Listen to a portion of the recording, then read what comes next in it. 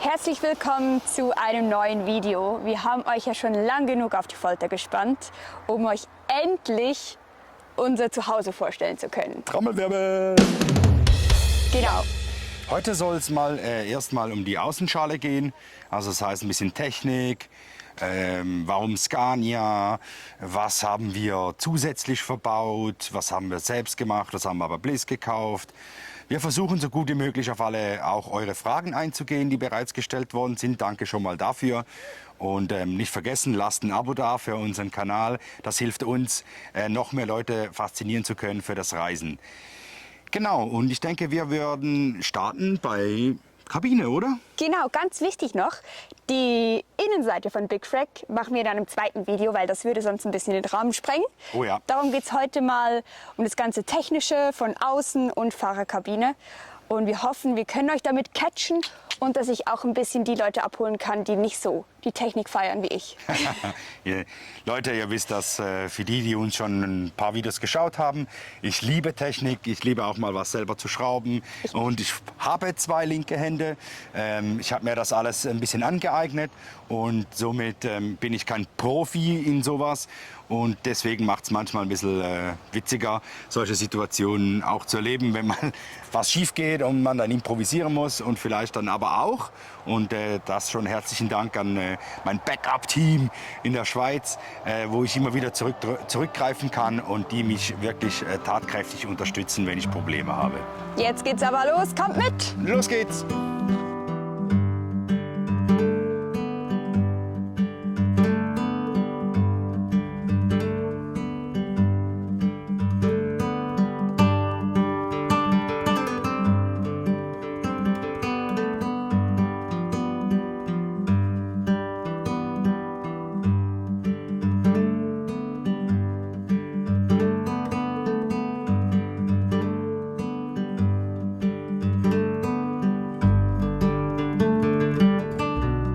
Okay, lasst uns beginnen. Ich möchte euch zuerst mal ein paar technische Daten raushauen.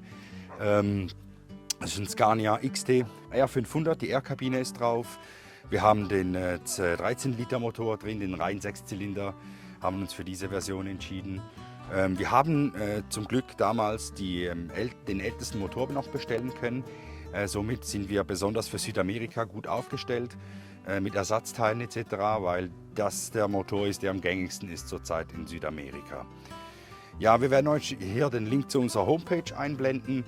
Dort werden wir dann noch zusätzliche Sachen und technische Daten für die Interessierten einblenden. Die können sich da gerne einlesen. Und natürlich könnt ihr auch in den Kommentaren Fragen dazu stellen. Wir versuchen, allen Fragen nachzukommen, die wir können. Und als nächstes würden wir in die Kabine reingehen und würde euch da mal so zeigen, was wir für Features in unserer Kabine drin haben.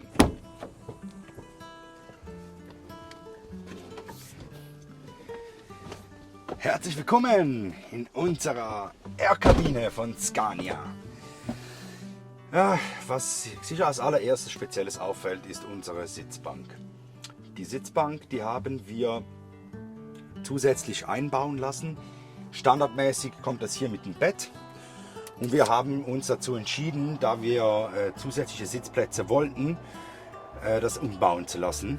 Das haben wir in der Schweiz umbauen lassen, ist auch eingetragen, von den Behörden, von den Schweizer Behörden abgenommen. Das Fahrzeug steht im Fahrzeugschein 2 vorne, 4 hinten, sind auch mit 3-Punkt Sicherheitsgurten, das ist alles so abgenommen. Unter der Sitzbank haben wir den Standardkühlschrank, den wir hier ein- und ausschalten. Den schalte ich jetzt gerade mal ein, der war da ausgeschaltet. Und da haben wir immer für unterwegs kühle Getränke bei. Genau. Dann auf dieser Seite hier links haben wir das ganze Beleuchtungssystem, was wir steuern können. Hier oben Scheinwerfer, die Zusatzscheinwerfer, die wir haben. Wir haben 2 Zusatzscheinwerfer. Oben haben wir 2 kleine, unten in der Mitte haben wir einen großen Scheinwerfer. Genau. Wir haben beide die Komfortsitze geordert damals, weil die uns wichtig waren, dass wir, wenn wir lange fahren, dass es auch angenehm ist. Was gibt es noch zu sagen? Es gibt hier noch, wir haben noch den Unterfahrschutz, der wird hier betätigt. Das ist bei uns in der Schweiz ist das obligatorisch, dass wir das haben. Ich kenne die gesetzlichen Bestimmungen nicht auswendig. Es ist einfach so, dass wir einen Unterfahrschutz brauchen. Wir haben uns dazu entschieden, von der Firma Larak in Zusammenarbeit mit Martin zusammen einen teleskopierbaren Unterschutz zu verbauen. Der Grund dafür, ganz einfach, im Geländeböschungswinkel war uns wichtig und deswegen mit den neuen Gesetzgebungen war es dann leider so, dass wir uns für den teleskopierbaren entscheiden mussten und den haben wir auch angebaut und den kann man hier bedienen. Der fährt ein- und aus pneumatisch. Was auch noch speziell ist, wir haben hier eine Lichthupe, wir haben hier den zusätzlichen Alternator, also das heißt, wir haben standardmäßig vom Scania 180 Ampere Lichtmaschine und haben dann mit einem Flansch einen zweiten Alternator, eine zweite Lichtmaschine angehängt von Mastervolt, die wir auch direkt nach hinten unsere Aufbaubatterien laden können damit. Was ist sonst noch speziell? Die Dashcam gibt es vielleicht zu erwähnen. Das haben wir ans Zündungsplus angehängt hier. Also das heißt, jedes Mal, wenn die Zündung angeht, geht die Dashcam an und dann werden die alten Aufnahmen dann jeweils wieder überspielt. Oh, der Biggie hier, umgefallen vom ganzen Offroad-Fahren. Genau, dann haben wir hier den Halter für iPad, für was auch immer für ein Pad. Hier jetzt gerade aufgegangen Gaia. Wir arbeiten sehr oft, wenn wir im Offroad-Bereich sind, mit Gaia. Ansonsten standardmäßig haben wir hier Google Maps. Was wir für unsere Stellplatzsuche jeweils viel verwenden, ist iOverlander. Das ist wirklich ein tolles Tool. Wir nutzen das täglich für Wasserquellen, für Parkplätze, Übernachtungsplätze. Teilweise sind zum Beispiel auch hier Fotos drin, hier von der Dumpstation zum Beispiel. Dann kann man sich ein kurzes Bild machen, wenn wir halt von den Dimensionen her halt schon ein bisschen groß sind. Sorry, wir wurden gerade unterbrochen. Die Lady hier vom Campingplatz ist vorbeigekommen, um die Gebühren einzuziehen. So, genau, wo sind wir stehen geblieben? Thema Navigation, iOverlander hatte ich schon erwähnt, Größe. Wir sind Länge über alles 10,3 Meter lang mit Heckträger. Wir sind 3,85 Meter hoch am höchsten Punkt. Das ist oben beim Container. Und wir haben eine Breite von 2,50 Meter. Und genau, das sind so die Außenmaße. Wir wiegen insgesamt, wenn wir leer sind, wiegen wir zwischen 18,5 bis 19 Tonnen. Wenn wir unsere beiden Dieseltanks, Wassertanks und allenfalls auch die Grau- und Schwarzwassertanks voll sind, dann wiegen wir so circa, ja, ich würde jetzt mal behaupten, 19, schieß mich tot Tonnen, also so 19,5 Tonnen. Das ist ganz okay. Genau. Was gibt es noch Spezielles zur Kabine zu sagen? Eigentlich nichts. Wir haben uns für die halblange Kabine entschieden damals, eben wie bereits schon gesagt, wegen dem Bett. Und Scania war damals von der Kabine her das, was uns am besten gefallen hat. Und deswegen haben wir uns für die halblange, nicht für die ganz hohe, wegen dem Dachträger, den ihr sicherlich schon auf den Aufnahmen gesehen habt, wo jetzt auch die Alukiste oben drauf ist, wo wir jetzt aktuell unser Kajak verstaut haben. Genau. Und hier, was gibt es noch Spezielles zu sagen? Eigentlich nichts mehr. Es ist ein LKW. Es ist ein standardmäßiger LKW. Wir haben ein paar zusätzliche Features geordert mit Navi und dem ganzen Zeugs, was damals ab Werk gab. Aber ansonsten nichts Spezielles. Schaut mal die Zündung ein. Ich möchte euch gerne mal noch ganz kurz die Außenkameras respektive die Rückfahrkamera zeigen. Wir haben hier eine Kamera unten. Also hier oben ist der Heckträger. Hier unten der Unterfahrschutz. Wenn er dann ausgefahren ist, ist er hier. Und dann kann man switchen zur Kamera an der Heckbox, damit man den Winkel von oben noch drauf hat, um so da die Ecken besser zu sehen. Das reicht uns völlig aus. Wir hatten uns auch Gedanken gemacht zu einer 360 Grad Bird View Kamera, aber haben uns dann dagegen entschieden, weil wir mit dem sehr zufrieden sind. Auch weil es eine komplett integrierte Lösung ist von Scania. Und das war einfach original Plug-in und das war schon installiert, am Steuergerät umprogrammieren und so kann man jetzt switchen zwischen den beiden Kameras. Wirklich cool. Thiago, warum haben wir keinen Durchstich? Ein Durchstieg war geplant. In der Evaluationsphase ganz am Anfang haben wir uns damit auseinandergesetzt, dass wir hier quasi einen Durchstieg nach hinten haben. Das sieht man bei den Overlandern noch viel. Das wäre eine kleine Aussparung hier gewesen, wo man direkt von der Kabine nach hinten und umgekehrt kommen kann. Wir haben uns dagegen entschieden, weil wir zuerst wollten wir einen Hund mitnehmen, haben wir uns dagegen entschieden und deswegen viele reden vom Thema Sicherheit und da musst du fliehen können und ja, also wir sind jetzt ein bisschen mehr als 3 Monate unterwegs und wir vermissen keinen Durchstieg. Ich würde sagen, teilweise wäre es schön, wenn man mal nach hinten gehen könnte bei der Fahrt, aber ich muss ehrlicherweise sagen, ich habe es noch nie vermisst. Du? Nee, ich auch nicht. Ich bewege mich gerne. Ja. Und fliehen müssen wir hoffentlich auch nicht. Ja, wir hoffen nicht. Nee. Bei den Außenspiegeln haben wir uns für die klassische Variante entschieden mit den normalen Außenspiegeln. Es gab ja schon die Option von den Kameras da, das habt ihr sicher auch schon gesehen. Wir haben uns bewusst gegen die Kameras entschieden und für die konventionellen Spiegel. Auch Thema Offroad, wenn wir da irgendwo, beim letzten Mal hat es uns zum Beispiel den Spiegel ganz nach hinten geklappt. Und somit würde das dann kaputt gehen, müsste man das ersetzen. So könnten wir im schlimmsten Fall noch einen Badezimmerspiegel hinkleben, wenn es sein müsste. Deswegen haben wir uns hier für die konventionellen Spiegel entschieden.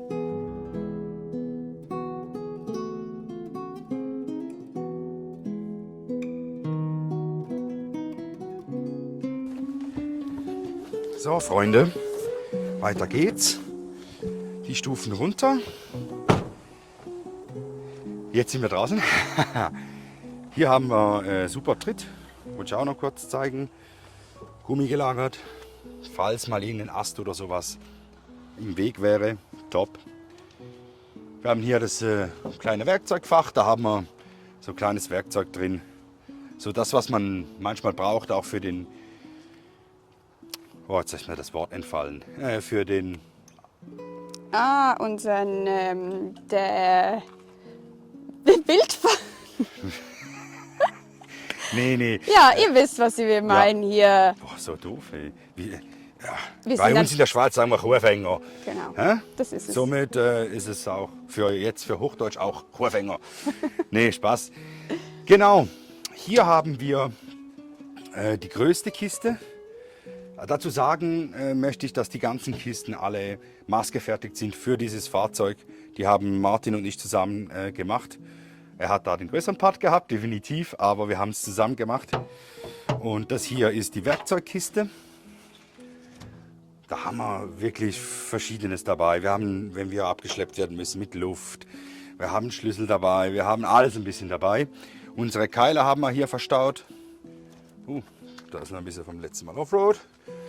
Genau, hier ist der Batteriekasten. Das sind die LKW-Batterien drin. Dann, was wir auch hier vorne haben, ist unser TI-System. Wir können am TI-System können wir hier den Druck einstellen und dann hat es zu jeder Achse hat es hier so einen Luftschlauch. Der kommt dann hier rein. Und dann macht das System den eingestellten Druck. Hoch oder runter, spielt keine Rolle, geht beides. Genau. Wir haben noch zusätzliche Arbeits- und respektive Seitenscheinwerfer. Dann haben wir hier unsere Abschleppstange. In der Hoffnung, dass wir die natürlich nie benutzen müssen, haben wir hier hingemacht, weil wir irgendwie keinen schlauen anderen Platz gefunden haben für sie. So, das Riesending. Das ist ein 600 Liter. Wir haben 2x 600 Liter Diesel dabei. Wir haben das Ganze, das ist eine Tankanlage, Tanks haben wir gekauft, der Rest haben wir selber gebaut. Und zwar haben wir die Tanks mit einem Schlauch verbunden. Jeder Tank hat einen separaten Kugelhahn. Somit kann man auf dem linken Tank fahren, auf dem rechten Tank fahren. Und wir werden euch noch die Tankanzeigen einblenden, weil die originalen Tankanzeigen können nur ein Tank. Und ich wollte 2 Tanks. Deswegen haben wir zusätzliche Tankuhren selber eingebaut und programmiert. Und das System ist eigentlich so jetzt konzipiert, dass wenn wir in ein neues Land gehen, dass wir auf einen Tank fahren können, wo wir wissen, der Diesel ist gut, wir haben kein Problem mit dem Diesel, fahren nur auf einen Tank, switchen dann, tanken im neuen Land und brauchen den neuen Diesel. Vielleicht ist es nicht gut oder so, dann hat man immer noch eine Reserve. Range, also das heißt Reichweite, würde ich Pi mal Daumen sagen, verbrauchstechnisch bin ich so unterwegs, wenn wir 80 km/h fahren, sind wir bei 26 Liter auf 100. Wenn wir 90 fahren, dann sind wir so um die 32 auf 100. Und wenn wir 100 fahren, sind wir doch gerne mal bei 36, da wird er durstig. Sind wir so bei 36 36 Liter auf 100 Kilometer. Genau, das so vielleicht ein bisschen zu den Verbräuchen. Das gibt in der Regel Pi mal Daumen, wenn man sagt, 2.000 bis 2.500 Kilometer kriegen wir easy hin. Jeweils, es ist ja immer ein bisschen ein Mix, ist ja nicht, wir fahren ständig 100 oder wir fahren ständig 80. Hier ist das weitere TI für dieses Rad hier. Wir fahren mit Continental. Ich hatte damals die Wahl zwischen Continental und Michelin. Ja, schreibt es doch mal unten in die Kommentare. Das ist eine Philosophie. Wir haben einfach uns für Continental entschieden. Wir sind bis jetzt mit dem Reifen happy, haben aber auch natürlich noch keine anderen Referenzen, weil wir bis jetzt nur mit Conti gefahren sind und sind sehr happy. Das ist ein 410 R20, eine Offroad-Bereifung von Continental. Dann hier haben wir 2 V-Kisten, die sind baugleich auf der anderen Seite. Hier drinnen sind die Schneeketten drin, die wir hoffentlich nie brauchen. Warum haben wir die dabei? Die haben wir dabei, weil teilweise in Ländern es vorgeschrieben ist, ganzjahres Schneeketten dabei zu haben. Und aber auch, weil man sie im Schlamm teilweise auch sehr gut nutzen kann. Weil die kalten Gebiete, für die uns schon etwas länger verfolgen, sind nicht so unseres. Wir haben gerne ein bisschen mildere Temperaturen, aber nicht, also in dem Fall nicht für Schnee, aber durchaus einsetzbar auch im Schlamm. Hier ist das dritte für das dritte Tier hier. Dann zeige ich euch sehr gerne unsere Garage. Da, da, da, da. Wir haben uns für die großen Türen entschieden. Bliss hat damals, glaube ich, so viel ich weiß, sogar das erste Mal die große Tür gemacht, also Seitenklappe eingebaut bei uns. Und genau, und wir haben hier dann noch einen Auszug, den zeige ich euch noch. Ist beides gleich, baugleich. Hier ist sie 1 Meter, da ist sie 70 cm. Das ist der einzige Unterschied. Das sind Plattformen, die rauskommen. Und da haben wir so unser Zeugs drin. Dann hier ist meine Kabuff-Kiste. Wir haben hier 2 20 Liter Benzintanks für das Motorrad drin und sonst noch halt Zeugs, die man öfter mal braucht. Dann kommen wir zum Heck. Was ist am Heck speziell? Am Heck speziell ist hier unten ist eine Winde drin. Die hat auch schon ein bisschen Staub dran. Das ist eine 4 Tonnen Hydraulikwinde, gedacht für den Einsatz zur Unterstützung, nicht für uns, weil 4 Tonnen, 20 Tonnen, ich bei 90 Tonnen.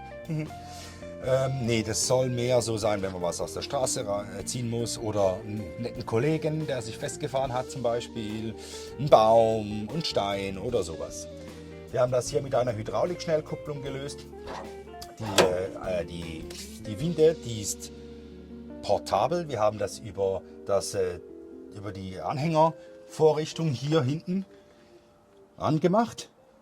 Das heißt, man kann den Splinten lösen, kann die Winde nehmen und kann sie vorne ins Zugmaul reintun, den Splinten wieder setzen und dementsprechend hat man dann quasi eine mobile Winde, weil für die Offroad schon unterwegs sind, wissen ganz genau, die Winde ist immer, wenn sie vorne verbaut ist, dann brauchst du sie hinten und umgekehrt. Und somit hier haben wir die beste Lösung, da wir sie mobil einsetzen können. Wir haben noch 2 Rückfahrlichter hier. Das hier sind, für die aus dem LKW-Business kommen, kennen das. Das sind da so die Schläuche, wo man die Schläuche drin verstauen kann. Wir haben hier drin unseren Außenteppich drin, in dem Fach. Und in diesem Fach haben wir die Schläuche, die wir benötigen für abzulassen, Grau- und Schwarzwasser. Die haben wir hier gelagert. Dann hier unten haben wir noch eine kleine Alukiste. Den kann man so aufmachen. Blub. Da ist jetzt nicht viel drin, da war mal ein bisschen Feuerholz drin, aber es ist jetzt sowieso überall Fireban und somit haben wir kein Holz mehr getankt. Aber ja, man kann sie nutzen für Verschiedenes. Wir haben jetzt da Holz drin gehabt, manchmal kann man seinen Abfall nicht entsorgen, dann schmeißen wir das da rein. Richtig, kommt da wieder mal vor. Genau, und sehr gerne zeige ich euch jetzt ein kurzes Video, wie wir den Heckträger nutzen. So, unser allzeit beliebter Heckträger. Vielleicht zuerst vorab ein paar kurze technische Daten dazu. Er hat einen Max Load, also eine maximale Kapazität von 1000 Kilo, also 1 Tonne. Wir haben hier drauf unsere Heckstaubox. Wir haben 2 Ersatzräder plus eine Honda CRF 300. Nicht die Rallye-Version, sondern die normale Version. Und unsere Sandbleche. So, und wie kommen wir jetzt zu dem Rad? Das geht so. Ich mache hier auf. Das ist unsere Heckgarage. Dann habe ich hier drin den Sicherungskasten drin für die Winde. Dann nehme ich hier den ganzen Kabelsalat natürlich.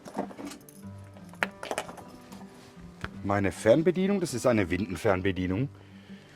Die kommt dann hier hin, wird dann hier eingesteckt.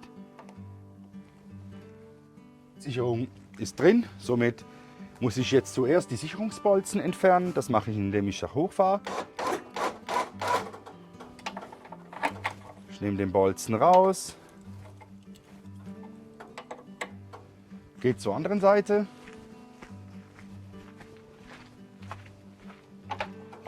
Nehme auch hier den Bolzen raus.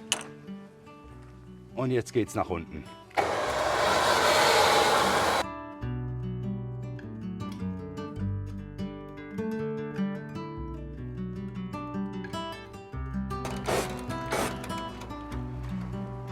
Genau, so jetzt ist er unten. Hier oben haben wir noch eine zusätzliche Staubox gemacht. Die zeige ich euch jetzt noch kurz. Da ist übrigens die Heckkamera dran, die zweite. Und die haben wir dann mit Zageskisten gearbeitet und haben die dann auch gezurrt. Hier drin haben wir Ersatzteile. Das ist so alles, was mit dem Aufbau Ersatzteile sind, alles, was mit dem Fahrzeug Ersatzteile sind. Wir haben ein kleines Vorzelt hier drin. Und die haben wir auch maßgefertigt für unser Fahrzeug. Mache ich hier wieder zu.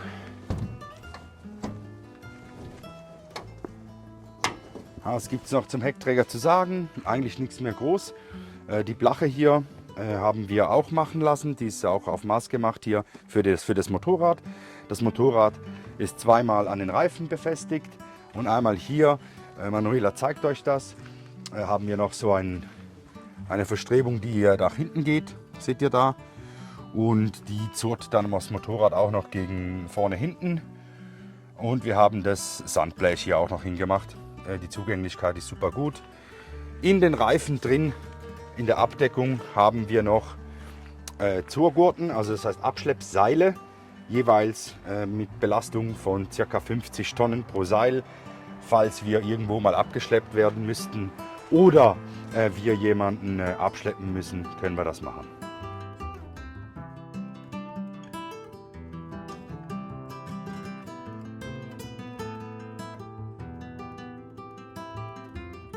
Würdest du eigentlich nochmals ein Motorrad mitnehmen, wenn wir jetzt nur Nordamerika machen würden? Ja, das mit dem Motorrad. Ehrlicherweise haben wir es jetzt, glaube ich, 2 oder 3 Mal runtergenommen und wirklich benutzt. Ich würde für Nordamerika kein Motorrad mehr mitnehmen. Wir haben es zu wenig gebraucht für das. Wir denken aber, dass wir in Südamerika da ein bisschen mehr das brauchen werden, weil wir teilweise ein bisschen abgelegener sind. Und in Nordamerika ist halt wie ihr alle bestimmt wisst, alles einfach nur groß. Und let's go. Gehen wir zum nächsten Punkt. Hey, bei dem Moment, Abo. Lasst ein Abo da, bitte. Wäre recht nett. Cool, also ich habe hier meinen kleinen Dreitritt. Der kommt hier an die normale Position. Wir haben die Heckgarage, die habe ich ja euch schon von der anderen Seite gezeigt. Wir haben unsere Stühle drin, hier haben wir sonst noch diverse Sachen drin. Hier haben wir den Auszug.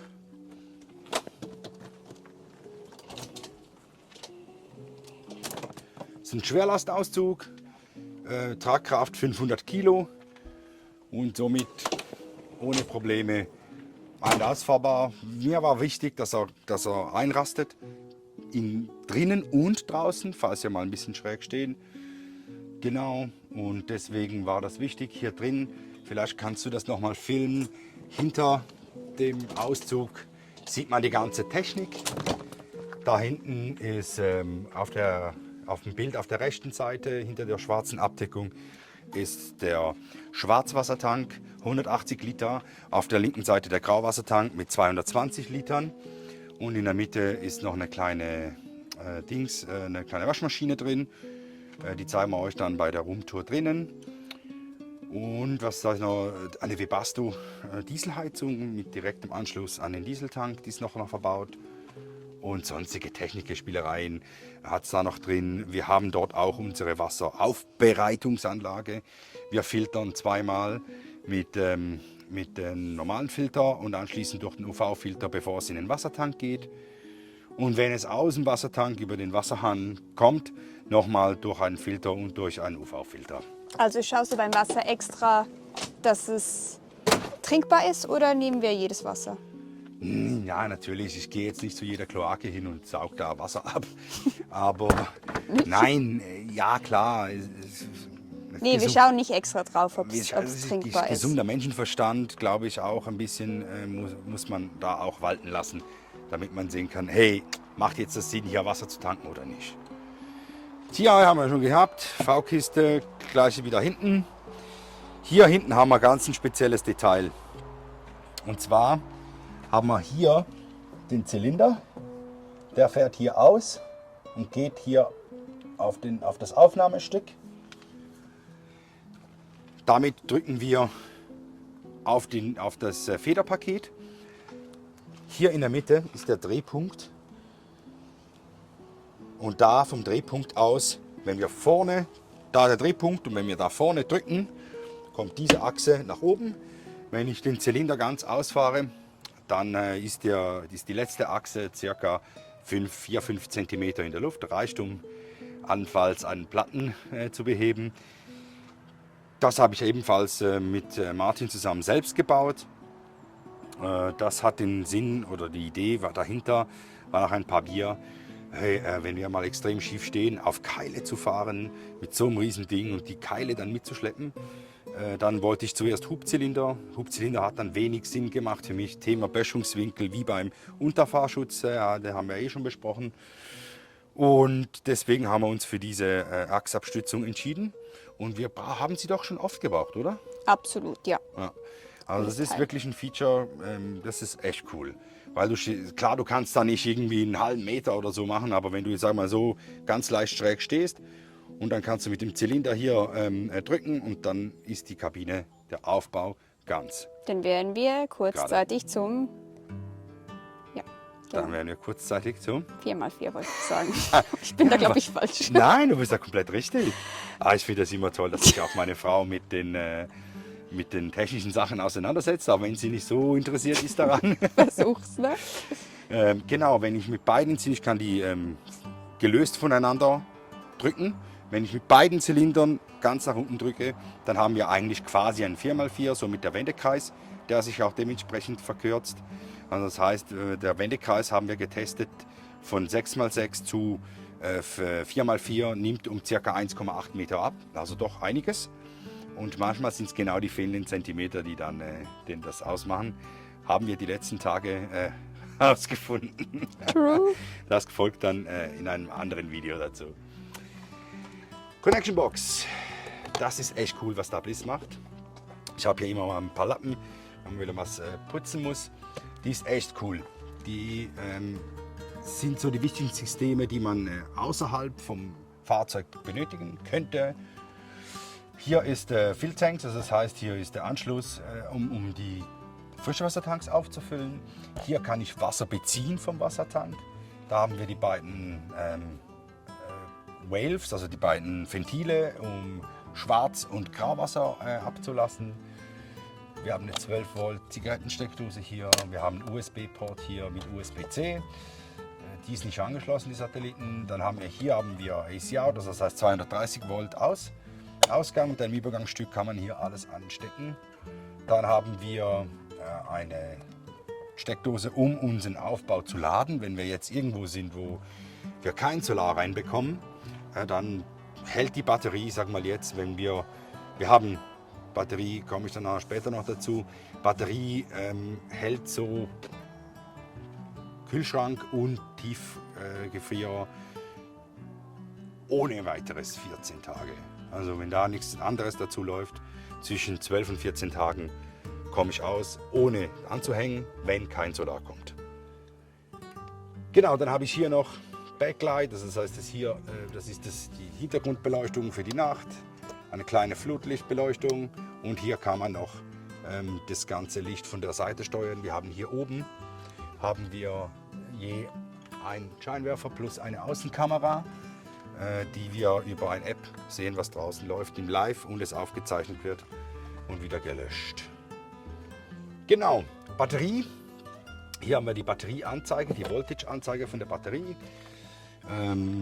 Wichtig dazu zu sagen ist, wir haben in dem Aufbau 1000 Ampere auf 24, also 1000 Ampere auf 24 Volt. Wie bereits gesagt, nur wenn wir nur Kühlschrank und Tiefgefrier anhängen, 10 bis 14 Tage, je nachdem.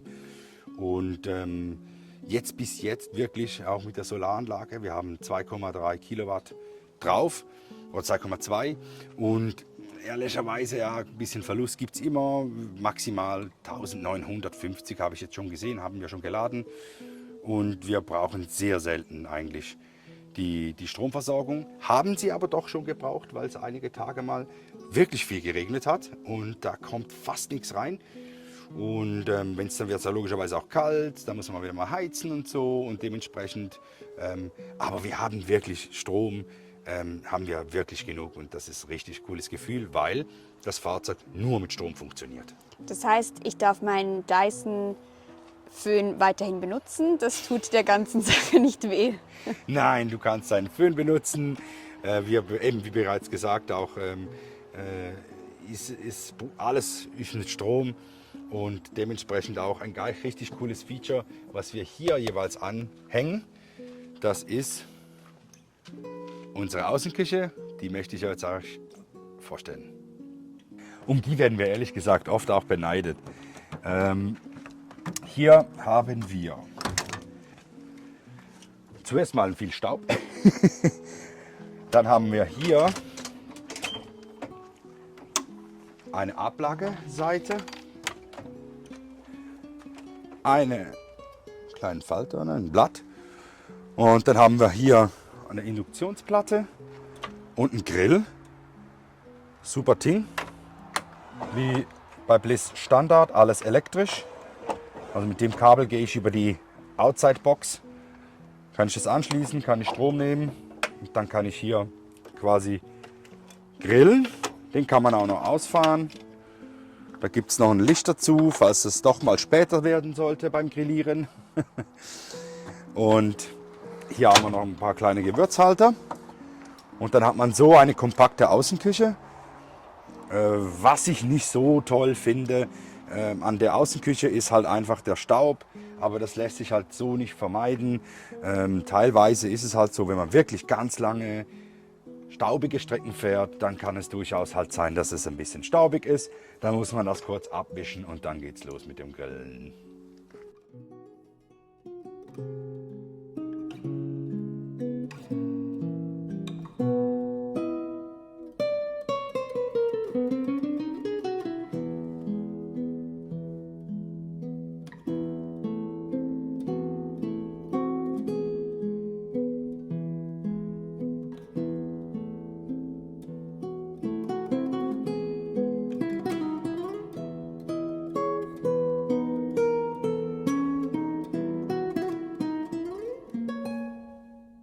Gefällt, oder? Ich liebe Barbecue. Und wir nutzen sie wirklich jetzt, seit es wieder so richtig schön ist, fast täglich. Und ich muss sagen, das Fleisch wird top. Natürlich, jetzt kommen wieder die Kulinariker mit Smoker und weiß der Teufel was, aber das hier für Outdoor, für das, was wir machen, reicht es 10-mal. Hey, hier ist noch was ganz Tolles, nämlich unsere Außentreppe. Die stellt euch jetzt meine Frau vor. Juhu! Wir kommen zur Treppe. Irgendwie müssen wir ja hier hochkommen. Das funktioniert so. Zuerst mal ein paar Mücken auf die Seite machen. Genau. Und dann ziehen wir das raus.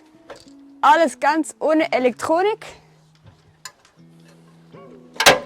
Voila.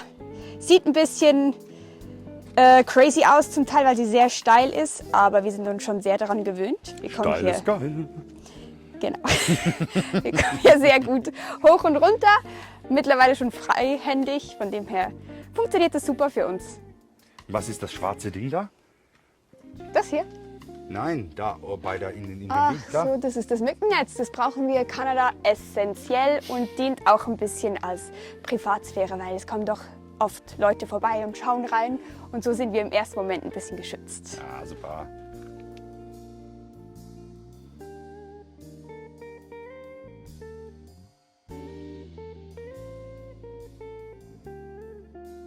Also echt praktisch die Treppe, habt ihr gesehen.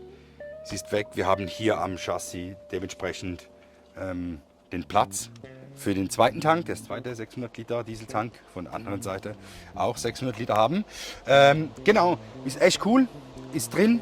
Nachteil, ja, wenn so ein Boden ist wie hier, dann ist es halt oft manchmal so, dann nimmt man ein bisschen Dreck rein mit ins Fahrzeug. Es hat einen Teppich drin, ein Entree-Teppich, aber das, wenn es regnet und nass und grauselig ist draußen, dann ist es echt ein bisschen ein Nachteil, dass sie drin ist jeweils. Aber bis jetzt müssen wir sagen, sind wir sehr happy damit. Dann nächste Kiste. Hier haben wir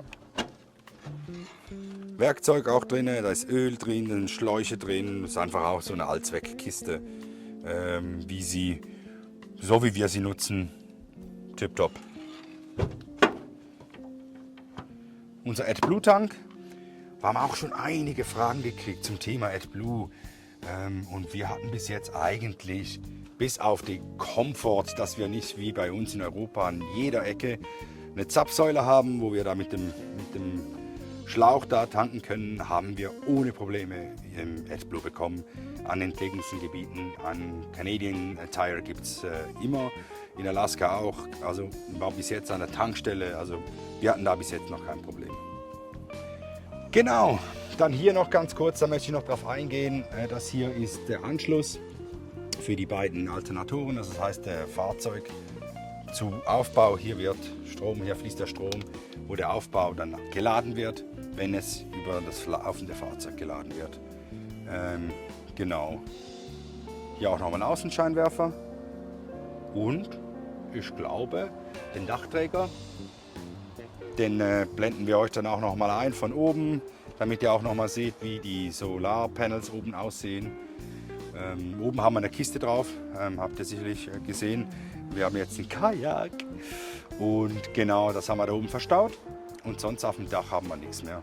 Bis jetzt haben wir auch nicht vor, was zu haben, aber es ist trotzdem cool, sich da hochzusetzen und so ein bisschen die Aussicht zu genießen. Top. Damit sind wir schon am Ende unserer Rumtour. Und wir wollten noch auf die Frage, welche war das nochmal? Warum Scania? Ah, Weil wir haben schon Kommentare bekommen, dass gewisse niemals mit einem Scania. Scania, seid ihr denn wahnsinnig? Und wir haben auch PNs gekriegt auf Instagram. Ihr seid doch wahnsinnig, wieso nimmt ihr Scania und so. Also, das würde jetzt wahrscheinlich auch das alles sprengen, den ganzen Rahmen. Ich gebe euch einen kurzen Überblick, was uns zu Scania geführt hat. Wir haben uns mit diversen Modellen auseinandergesetzt, unter anderem Mercedes, MAN, halt die üblichen Verdächtigen.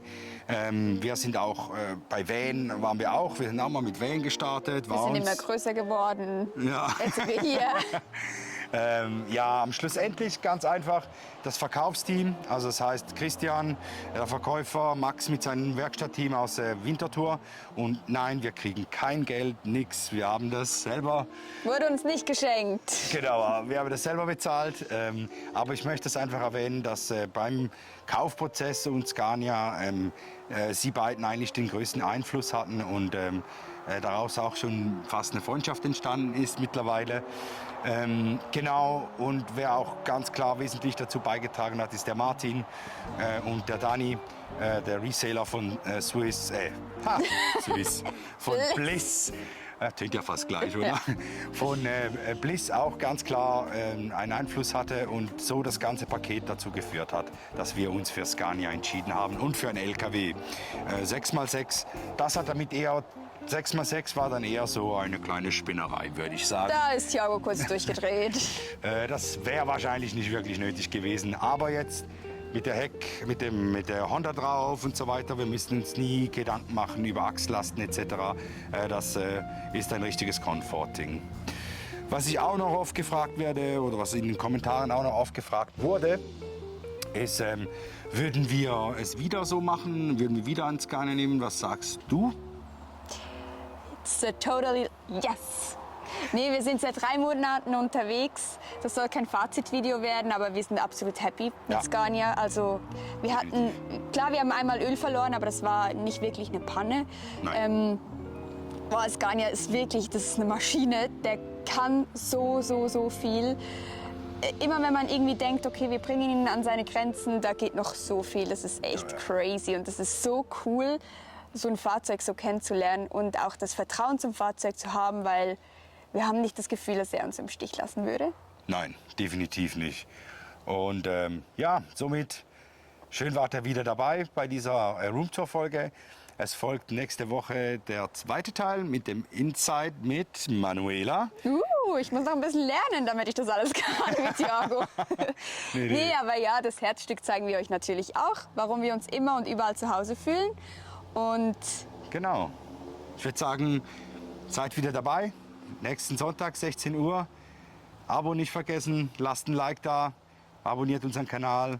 Und so gibt es für uns mehr Möglichkeiten, noch mehr Leuten zu zeigen, was wir hier machen. tschüss!